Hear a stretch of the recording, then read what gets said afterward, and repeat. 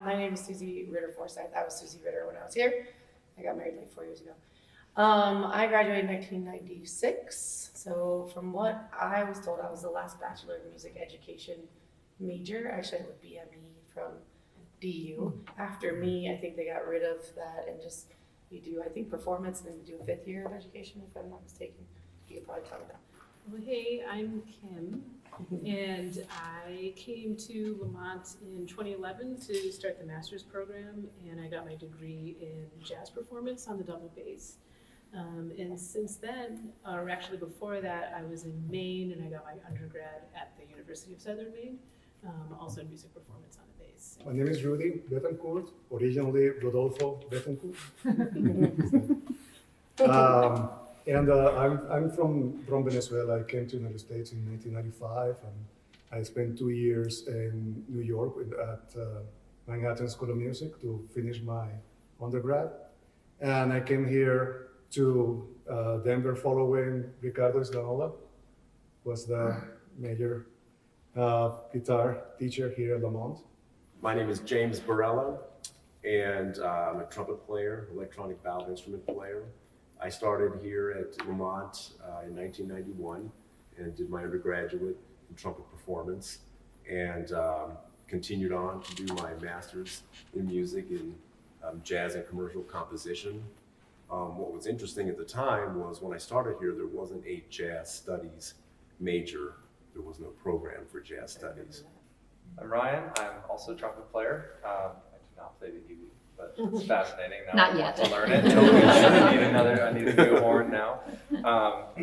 I'm originally from Georgia, and I came out here to Colorado to do my undergrad at CU Boulder, and I started off as just a composition major, and I have been a trumpet player since 1998, just growing up in the band world, as you do, starting in 6th grade. So when I came here, I started my master's in 2014 and studied with Al Hood here, and I just felt like I was ready to do school the right way.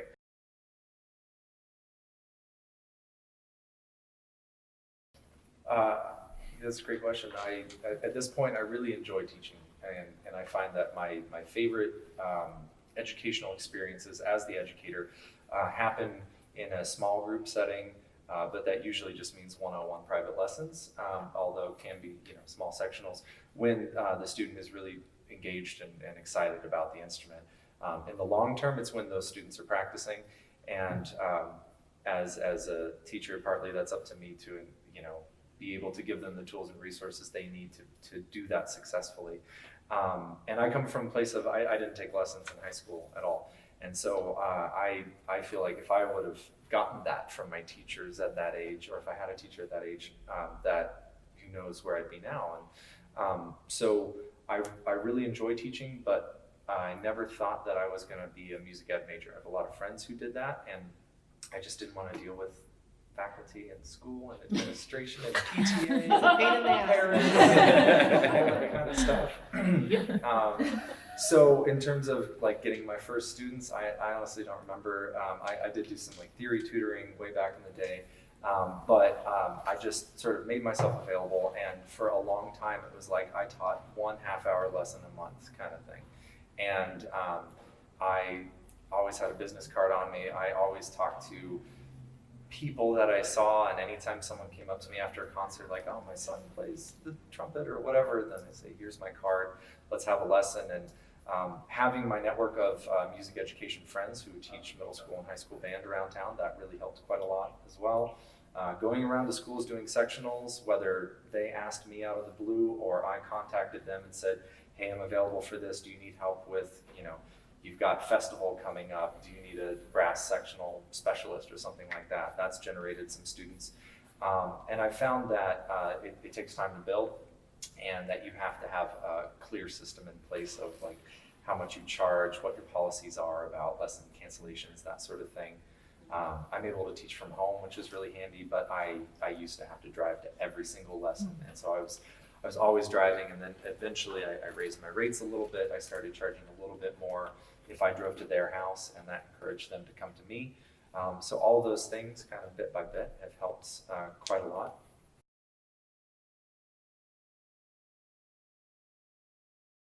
I started booking gigs for myself and my groups when I was in high school. Just, I needed to play. It was the only thing that I really had going on. So I had to do it. So the first thing I did was I just went to my church and I said, I play trumpet and I know you guys need trumpet players at least a couple times a year.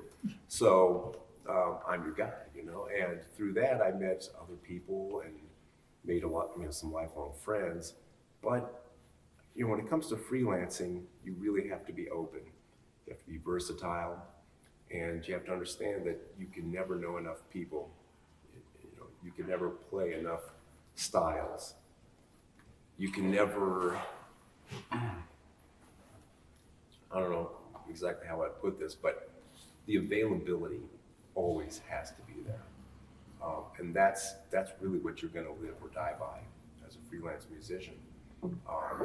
Because if you say no, somebody's gonna say yes. And I mean, obviously if we have, you know, a gig that night and we can't do something, we can't do it. But if you can do it, you absolutely should do it. I can't tell you how many times I'm like, should I do this? This sounds like it's gonna be a drag. You know, it sounds like it's gonna be a terrible gig. It's a wedding, and it's gonna stink.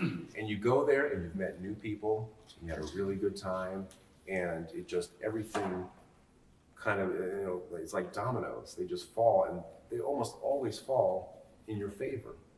But you have to have that availability. And I can't iterate the styles thing enough. Really, coming out of school, I was a jazz musician, period. And, you know, I remember moving to Las Vegas, and one of the first gigs I got was a show at the MGM, and it was really two shows. One was like a swing review, like a swing music thing, and the other half was a rhythm and blues review. And in the middle, there was the band set for 25 minutes. The leader of the band, who was this, I mean, you know, clarinet demigod. I mean, he was an amazing musician, but he was also this master of styles. He was like a Hall of Famer on 5 or 6 different styles of music. And he's calling tunes I not only had never heard of, but like the style, the bluegrass. And I'm like, I don't know how to play bluegrass, you know. On trumpet? On trumpet. And, you know, and then he's like, take a solo, that's what you do, right? So I'm like, here we go. So, you know. And At least you know it was in G. yeah, just thank God it wasn't an E.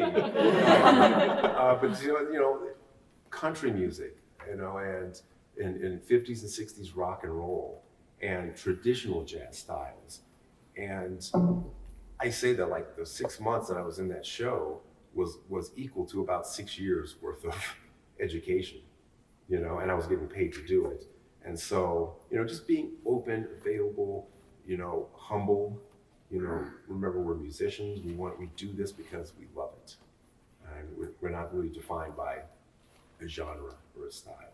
So the one thing that before I left Venezuela, I left playing guitar very poorly, or not as good as international renowned people. And my mentor in Venezuela told me, when you go to the United States or whatever you're gonna end up, you're a classical musician. That's your passion. That's your classical music, your classical guitar, all the repertoire, all the theory and all the stuff. But if they ask you, do you play banjo? You say yes. And go home, learn banjo. Find somebody that has a banjo that is more or less in working condition, and learn it. You have 24 hours for that. Get the gig first. Yes. I mean, get the gig and then figure out the rest later.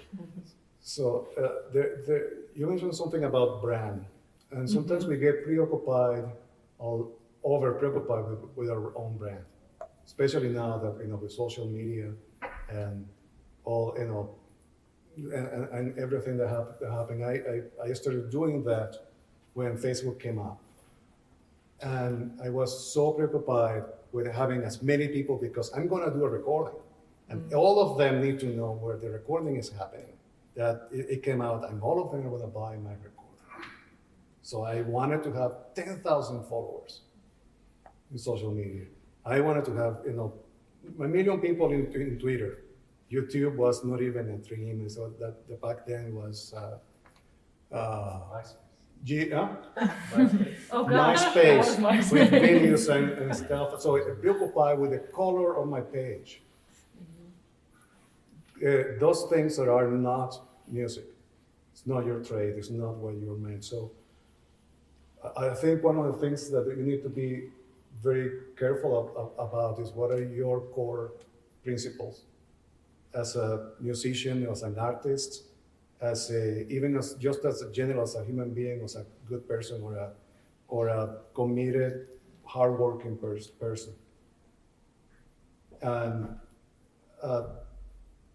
everything else should follow that. Okay, so we are not necessarily meant to be the leaders of the band.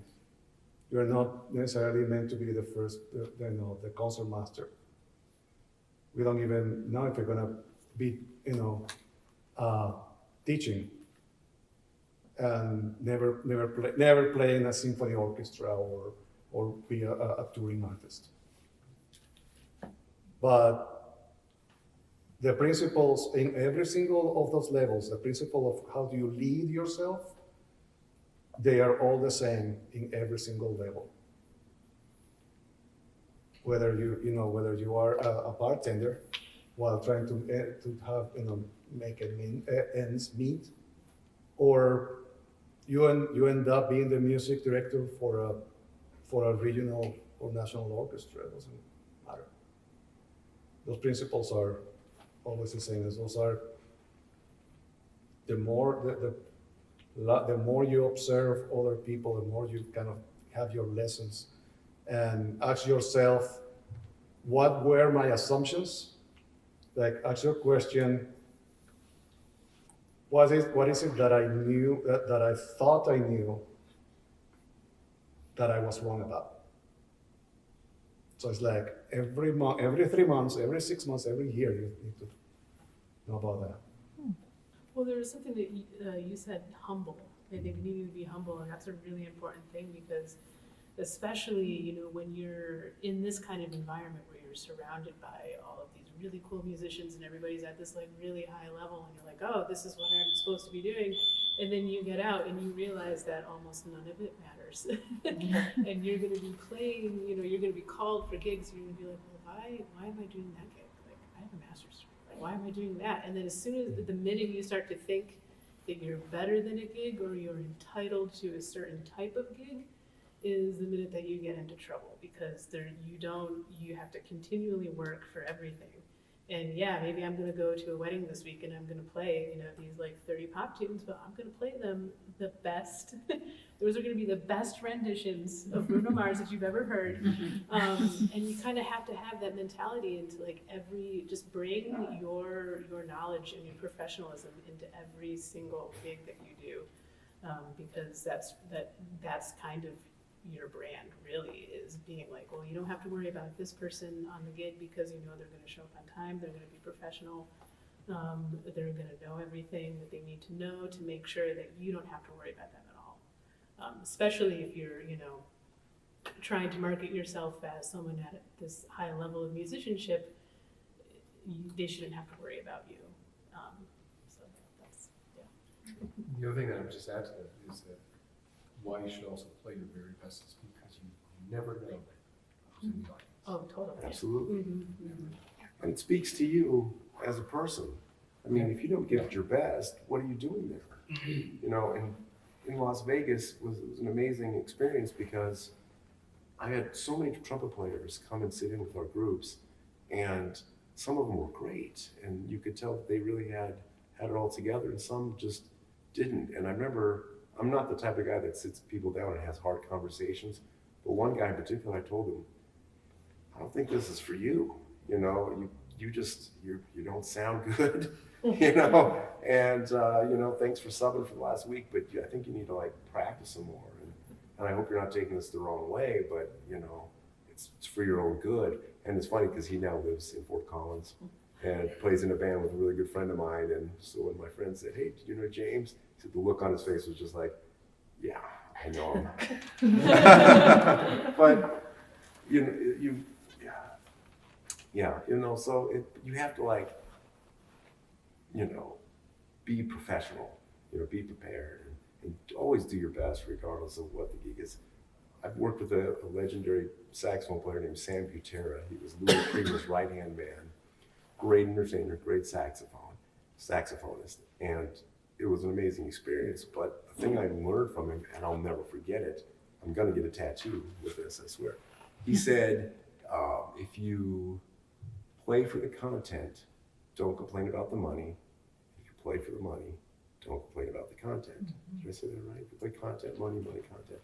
So that really stuck with me. I was like, that's so true, but it speaks a lot about who you are as a person when you show up on a job, and that's really why I don't play trumpet out anymore. If I can't be my best on trumpet, then I'm not going to take that trumpet out, and I'm not going to be disingenuous with people and tell them I can play trumpet and then show up and it's going to hurt their job, it's going to hurt my job, and it doesn't make much sense to do that. Well, if I can pitch the teaching side of that, it also do I want to do Don't Stop Believing every day for a full year to teach sixth grade? No, I don't, but they love it, and it's all about the kids. When you're a teacher, you gotta leave the ego at the door, and those, I walk in all proud and happy. My first day of teaching, a kid sat on a pencil, literally this big, into his butt. I'm like, I don't know what to do. No one taught me. And the kid walks out the door, and I'm like, I got 55 kids. Do I stay here? Do I follow him with a pencil sticking out of his butt? I didn't know what to do, but here I'm thinking, it's my first year. Yeah, I'm 21. I know what I'm doing. I had no idea what I was doing. And they are the number one. Kids know when you're bullshitting. They just know if you're not being genuine. And it's, for me, all about the kids. And you got to leave the ego at the door. And so just from that same kind of perspective of teaching, sometimes you got to do the things you don't want to do because the kids love it. And for me, it's to teach them passion for music, that's my philosophy, I guess, from middle school to want them to sign up in high school. And as a high school teacher, to give them that passion to continue it further, right? And do some of those pieces that they loved or that I loved from my high school or whatever. So it's kind of similar in a way, but also kind of different. He was saying, about teaching in his studio and the things and why he enjoys teaching, and I have my own private studio as well. The reason I enjoy teaching is because I'm learning. Mm-hmm. It's really, I can't tell them anything that they can't find themselves in the library or on the internet. That's fact. So I enjoy sitting there because I learn more about myself. I learn more about music, and it's almost it's a very symbiotic kind of relationship the teacher and student have, because you kind of start growing together. I become a better musician because I'm teaching, and hopefully what I do know and what I can say to students will put them in a direction that will then come back around and help me out as well. Well, in that same vein as well, today I had 4 kids do their first solo ever. And I got to be the witness of that and give them a hug and a high five. And it was the first time they ever sang a solo in front of a group of 60 kids. I have 60 in my last hour class. And it's cool to be, you're part of that. I get the hugs and the high fives and, I'm so nervous. I'm like, I know, but it's so great. And it's just cool to be part of their journey and their success. And they all go home and, oh my gosh, I sang a solo today. It's crazy to think that's a big thing. For us, we do it all every day. But for kids, they don't. So, and when do they have that moment to shine, I guess?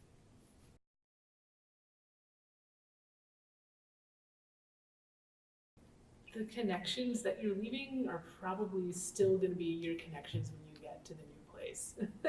Because the musician network is so small.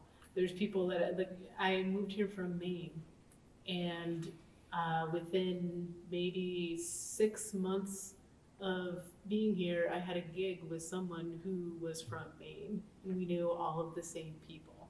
Yeah. So it's really, it's a very small very, very small, especially with like the internet and all of that, you know, social networking that can happen. So I just wanted to throw that out there. I had the opposite. I stayed specifically because of that. I went and auditioned in Bloomington, Indiana University, and I went and auditioned at New England Conservatory, and I got a half TA at Indiana, and I got a full TA at New England Conservatory, and I stayed here because things were going so well. And I was like, you know, I really love studying with Joe Doxey. I'm becoming a better player every day. He's really harsh and it's borderlines on abuse. Stockholm syndrome here, you know. I love it. So, you know, and so I mean, you know, he told me once. He goes, "The reason I like you so much is because you know so little." So I'm like, "Thank you." So, and that's the reason why I stayed. For what it's worth. But also though, it can, you know, I decided to move out here for grad school because I felt like I had kind of tapped out what I could do or what I wanted to do in where I was. And so for me, I felt kind of stagnant in me. I'm like, well, I'm not really sure, you know, what's the next step for me?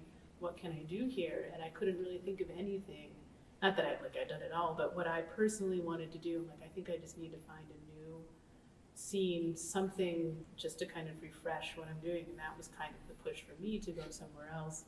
And if you go there for music, it's really cool because you're dropped right into a new network of people. Like, I didn't think that I was going to stay in Denver when I graduated. I thought I was going to move back to Maine, but the connections that I made here were so great, and everything that was kind of happening around me was like, oh, okay, yeah, maybe I'll stay here for a little bit longer and you know, see what happens. That was like 6 years ago. So Mine was a little different because I started teaching when I was 21. I was pretty young, and I had seniors that were 18, and so about 5 years in, I remember thinking, like, I want to take a year off from teaching, and I met some friends that were moving to New York City, and I love New York, and so I just kind of went out there for a year. I got there, unfortunately, September 1st of 2001. 10 days before that happened, so it happened from my balcony. So I think when you experience those kind of major changes in your life, it's like, wow, time is short. And you know, I really loved being the music director of Little Shop of Horrors this year in Steamboat, and I was like, maybe I can think of how to do musical theater, because I love music and choir. What could I do to get my master's? I could be a counselor. I dealt a lot with kid issues. Kids like to talk to me. I dealt with every kid issue you can probably think of the first couple of years in Steamboat. Maybe I'll do that. Maybe I'll do theater. Maybe I'll get a master's in vocal performance. And so I ended up auditioning for NYU and got in vocal performance. And then I was told I could get all these credits paid for by teaching kids how to read, because I was a teacher, and I was like, great. I ended up being 3 credits, and I was like, and after the end of the day, I'm still a choir teacher, and now I have $60,000 in loans, so that's not really an option. So what else can I do? Because I really love New York, and so then they had this program for English teachers, drama teachers, choir teachers to get a degree in theater. And I was like, well, I'll try that. And so I auditioned for that, and it was a 3-summer program, so I could actually teach in Steamboat and then go over the summer, pay off the $10,000 that cost, and then go again, and then go again. And so I think it also depends like where you are in your life at that time, or what has happened in your life at that time. And you know, I was going to be in Douglas County forever, and then I had health issues. I had a liver transplant 2 years ago, and life again became very short. And what do I want to do with the last 7 years of my life? It's like a gut check. I think it kind of depends on where you are in that space and being open to whatever happens. Like, it just kind of was like, whatever's meant to be is meant to be, and wasn't meant to go for vocal performance. I was meant to go for theater. And then I taught theater for 10 years. You know, it's just kind of like you meet people, and all of a sudden it's like this way now. And then you meet someone else, and you're back on this path. Or like, you just kind of like, Matt Murphy is the guy I met who got me to New York, and I wouldn't be sitting here if it wasn't for Matt Murphy. I mean, there's just people that you meet too. I think your connections that kind of, well, I'll try that. And the biggest thing is being open to try. Like, my parents didn't talk to me for a year when I left Denver because they couldn't protect me. But I needed to do this for me, you know, that kind of thing. And I remember I came home, my dad was like, best thing you ever did? I said, yep. all we said about it. That's all he wanted. He didn't want to talk about New York, didn't want to talk about 9/11, all that, but it was the best thing I ever did. And that was it. And so I think being open and deciding I need a change, you know, I am feeling stagnant or whatever, like you said, leaving Maine. I was kind of stuck in this teaching thing. Am I going to do this the rest of my life for 30 more years? Okay, let's try something different, you know, that kind of thing. And Nin, I don't know if you pronounce the poet's name, says, and the time came when the risk to remain tight in the bud became more painful than the risk it took to blossom. I think you do encounter those moments where it's like time to push past that comfort. And so that gut check that you speak of, I think is very much a piece of that journey as you start to tap into like, what is no longer working for you? Where do you need to make a change? And there are people that cross your path along the way that lead your life in a way you could have never imagined, and staying open to that. So thank you.